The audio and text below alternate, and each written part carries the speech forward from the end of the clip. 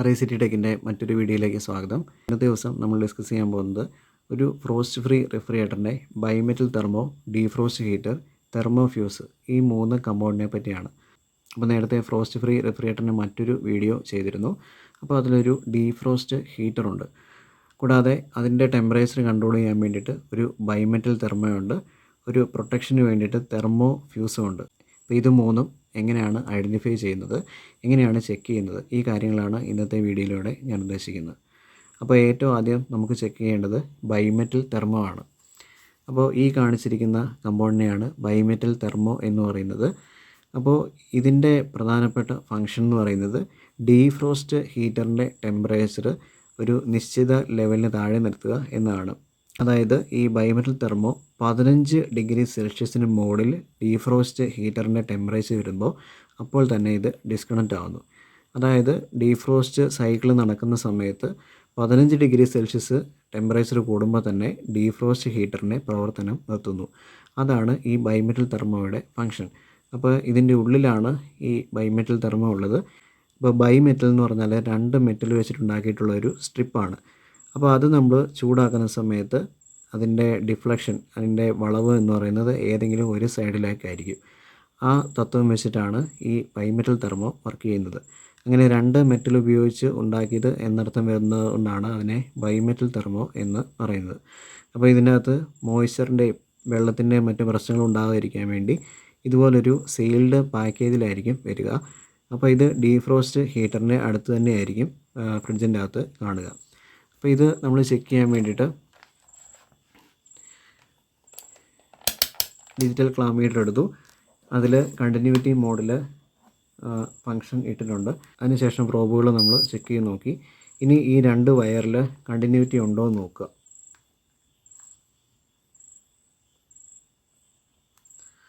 അപ്പോൾ ഈ 2 വയർ വെച്ച് നോക്കിയിട്ടുണ്ട്, പക്ഷേ കണ്ടിന്യൂറ്റി കാണിക്കുന്നില്ല.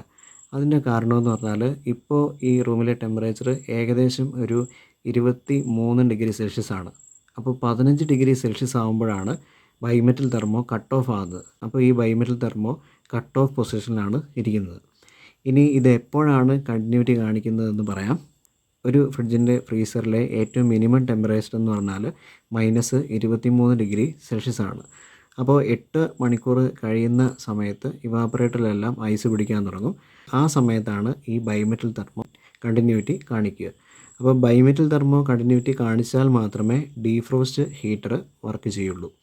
ഓക്കെ, അപ്പോൾ അതുകൊണ്ട് ഡീഫ്രോസ്റ്റ് ഹീറ്ററിൻ്റെ സീരീസ് ആയിട്ടായിരിക്കും ബൈമെറ്റൽ തെർമോ കണക്ട് ചെയ്യുന്നത്.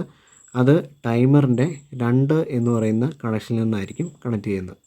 ഓക്കെ, ഇനി അടുത്തതായിട്ട് നമുക്ക് ചെക്ക് ചെയ്യേണ്ടത് ഡീഫ്രോസ്റ്റ് ഹീറ്ററാണ്. അപ്പോൾ ഡീഫ്രോസ്റ്റ് ഹീറ്റർ നമ്മൾ ഇതുപോലെ തന്നെയാണ് ചെക്ക് ചെയ്യേണ്ടത്, പക്ഷേ ഒരു വ്യത്യാസമുണ്ട്. ഡീഫ്രോസ്റ്റ് ഹീറ്റർ ചെക്ക് ചെയ്യുന്ന സമയത്ത് നമ്മൾ 20K റെസിസ്റ്റൻസിൽ ഓംസിൽ ഇട്ടിട്ടാണ് അത് ചെക്ക് ചെയ്തത്. കാരണം അതിൻ്റെ ഹൈ റെസിസ്റ്റൻസ് ആണ്. അതുകൊണ്ട് നമ്മൾ കണ്ടിന്യൂറ്റി മോഡിലിട്ട് കഴിഞ്ഞാൽ നമുക്ക് അതിൻ്റെ ആ ബീപ്പ് അലേർട്ട് കേൾക്കില്ല. അതുകൊണ്ട് നമ്മൾ 20K റെസിസ്റ്റൻസിലിട്ടിട്ട് അതിൻ്റെ ഹീറ്ററിൻ്റെ 2 പ്രോബുകൾ കണക്ട് ചെയ്ത് നോക്കുന്നു.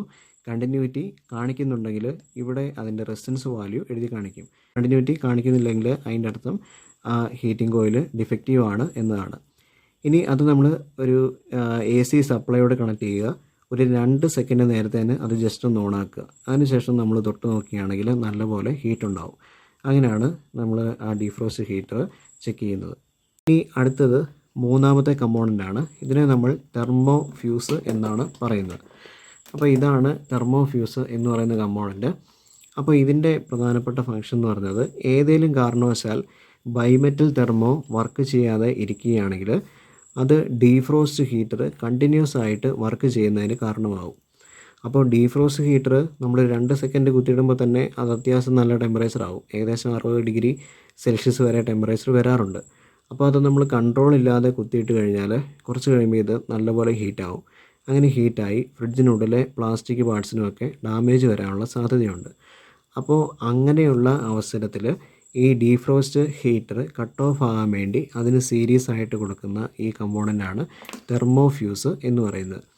അപ്പോൾ ഇതിൻ്റെ ഫങ്ഷൻ എന്ന് പറഞ്ഞാൽ ഏതെങ്കിലും കാരണവശാൽ ബൈമെറ്റൽ തെർമോ കട്ട് ഓഫ് ആയില്ലെങ്കിൽ 72 ഡിഗ്രി സെൽഷ്യസിന് മുകളിൽ ടെമ്പറേച്ചർ വരുമ്പോൾ ഈ തെർമോ ഫ്യൂസ് ഡിസ്കണക്റ്റ് ആവും. അപ്പോൾ അത് ഡിസ്കണക്റ്റ് ആകുമ്പോൾ ഡീഫ്രോസ്റ്റ് ഹീറ്ററിലേക്കുള്ള ന്യൂട്രൽ സപ്ലൈ കട്ടാവും. അപ്പോൾ അങ്ങനെ ഡീഫ്രോസ്റ്റ് ഹീറ്റർ ഓഫ് ആവും. ഓക്കെ, ഇനി ഇത് നമ്മൾ ചെക്ക് ചെയ്യാൻ വേണ്ടിയിട്ട് നേരെ കണ്ടിന്യൂറ്റി നോക്കുക.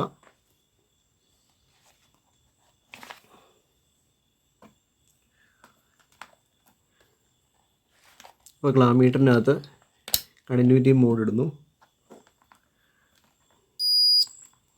അതിനുശേഷം ഇതിൻ്റെ 2 കണക്ഷൻസ് ഇതാണ്. ആ 2 കണക്ഷൻസിൽ നമ്മൾ പ്രോബ് കണക്ട് ചെയ്ത് നോക്കുന്നു.